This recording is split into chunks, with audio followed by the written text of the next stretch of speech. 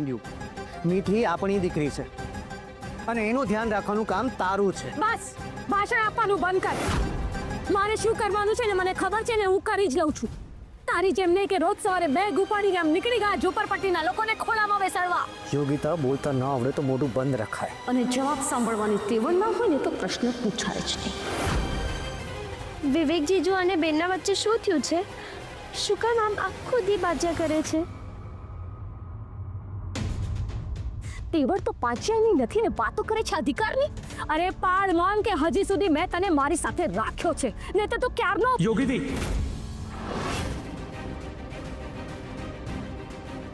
આ રીતે વાત થાય? એ બસ, મને ખબર છે તું મહાન છે અને તારી મહાનતા છે ને બીજે જઈને સાબિત કરજે, મારી આગળ નહીં. મને શીખવાડવાની જરૂર નથી. શીખવાડવાનું એને હોય જેનામાં લાયકાત હોય. એટલે જો હું તમને શીખવાડું છું તો ખુશ થાવ કે તમે. બસ, આ તારા પ્રેરણાના પડીકા બીજે જઈને ખોલજે, મારી સામે નહીં. પહેલા પોતાની જાત સામે જો, તું છે કોણ? એક કામ વાળીનો કામ વાળો જ ને.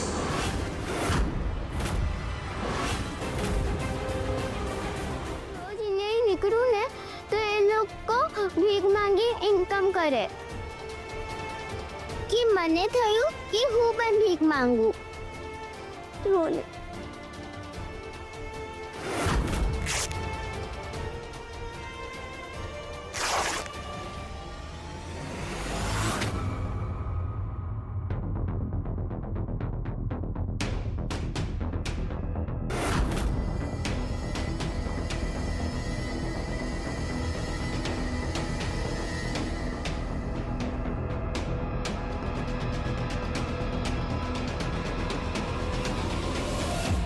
મીઠી, તું બધું મને કે કાંઈ બાકી નહીં રાખતી હો.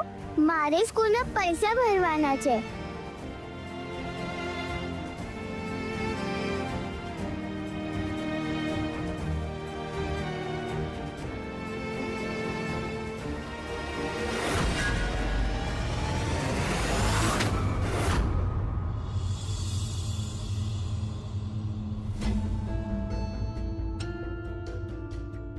એક મિનિટ, તું અહીંયા જ ઊભી રહે, હું જોઈને આવું.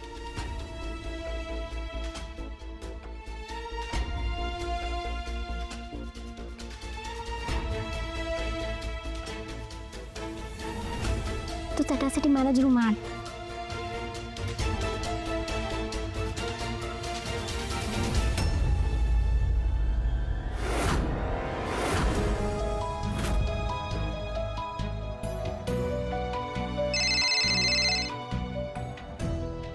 તમારા નવા ઘરમાં પૂજા થઈ ગઈ ને? અરે વાહ, સરસ સરસ. હવે તમારે બધાએ આઠમના હવન માટે આવવાનું છે, ભૂલાય નહીં. હા, હવે તમે આટલો ઇન્ટિરિયરનો ખર્ચો કર્યો છે તો લાભ લેવા તો આવું જ પડશે ને. પણ એ પહેલા તમારે આઠમમાં આવવાનું છે, એ ભૂલાય નહીં. તો લાભ લેવા માટે આવી જજો. ચલો આવજો.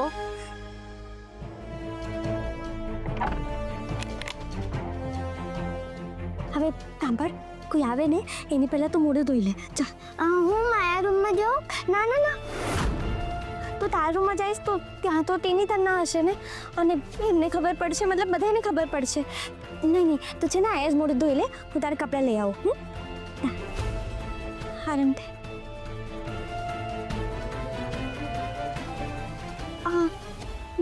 બા તો બહાર જ છે, શું કરું? આવડી.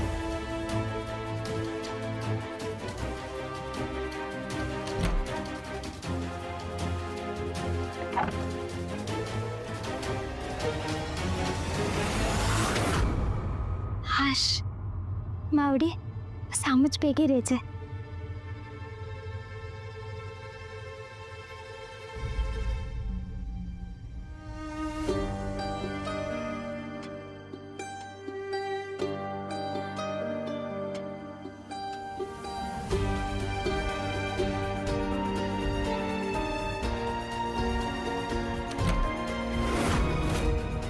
ક્યાં ગઈ?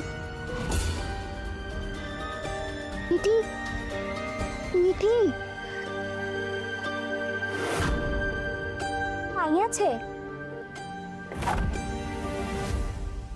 મને છે ને જલ્દીથી તૈયાર કરી દો.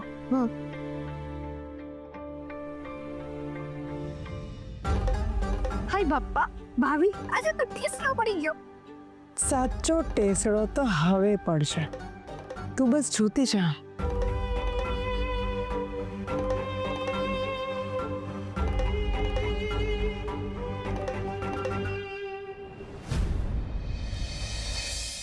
કંકુ જો મીઠી, હવે પાછું આવું થવું જોઈએ નહીં. હું બીજું શું કરું? તારે કાંઈ નથી કરવાનું. તારે ખાલી ભણવાનું છે. જે પણ કરવાનું છે એ અમારે કરવાનું છે. અને જો મીઠી, તને કાંઈ પણ તકલીફ હોય ને તો તારે સૌથી પહેલાં વિવેક જીજુ અને બેનને કહેવાની. એ લોકો તારી તકલીફ દૂર કરવા માટે જ છે ને. એ લોકો આખો દિવસ ઝઘડા જ કરતા હોય છે. મેં તને કાંઈ પૂછ્યું કે તું ક્યાં ગઈ હતી? આ નોકરાણીની સામે સવાલ પૂછીને તું સાબિત શું કરવા માંગે છે?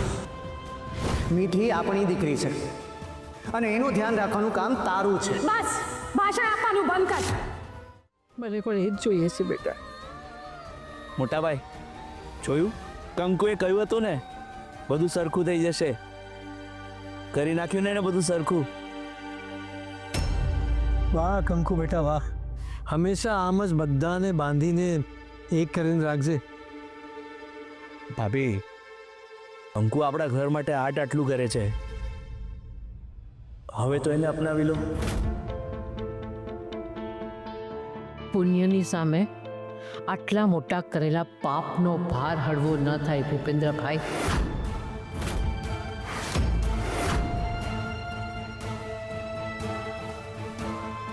સમજાતું નથી કે આ કંકુનો ચમત્કાર છે કે પછી યોગિતાની ડ્રામાબાજી.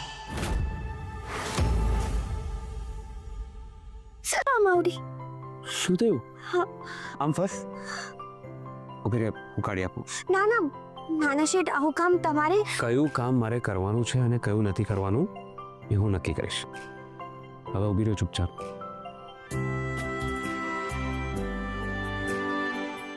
થોડુંક વેઇટ કર, કંકુ નીકળી જ ગઈશ.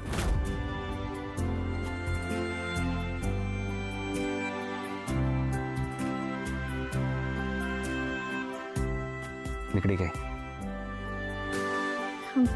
આભાર હો. આભાર? આપણે એકબીજાને આભાર કહેવાનો હોય કંકુ? ચૂપ શું કામ છે તને પૂછું છું. આપણે એકબીજાને થેન્ક્સ કહેવાનું હોય. એવું જ હોય તો પછી મારે તને દિવસમાં 50 થી 100 વખત થેન્ક્સ કહેવું જોઈએ.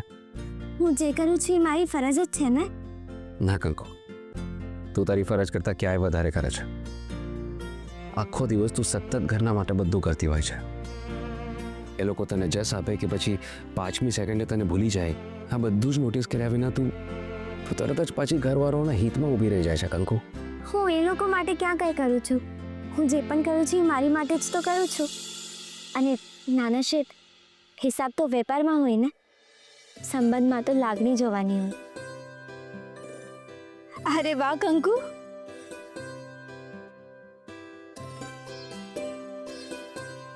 તે તો ખરેખર બહુ અગત્યની વાત કરી. હો ના બેન, અગત્યનું તો એની માટે જેને મન ઘર ને ઘરના બધાય પાછળના નંબરે આવે. મારા મને તો તમારા બધાયથી જ દી શરૂ થાય અને તમારા ભેગા જ દી આથમે. ઘરના બધા જ જો આ સમજી જાય તો પછી તો સંબંધોનું સત્યુગ શરૂ થઈ જાય ભાઈ. હું અહીંયા ખાસ તને એક વાત કહેવા માટે આવી છું કંકુ. કંકુ, થેન્ક યુ સો મચ. આજે તે જે રીતે મીઠીને સાચવી લીધી, ખરેખર એવું કોઈ ના કરે. બેન, મીઠી તો મારી દીકરી જેવી જ છે. દીકરી જેવી પણ દીકરી તો નથી ને. જે રીતે તે બધું હેન્ડલ કર્યું, હું તને શું કહું કંકુ, મારી પાસે શબ્દો નથી. પણ હા, હું એટલું કહીશ કે તું બહુ એટલે બહુ જ સારી મમ્મી બનીશ. હા ને ભાઈ?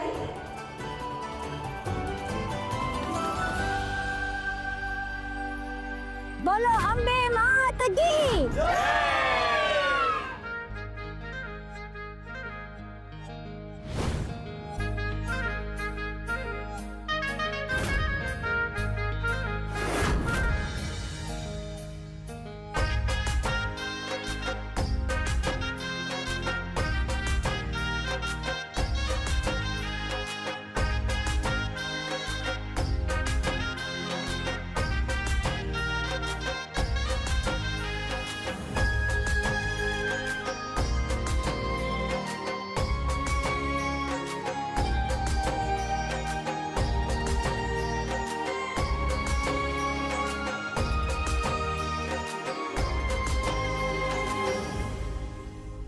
નાના શેઠ હવે તમે રમો હું જાઓ બહુ થાકી ગઈ કંકુ નવરાત્રિના ઉપવાસની અસર તો હવે થવાની ને.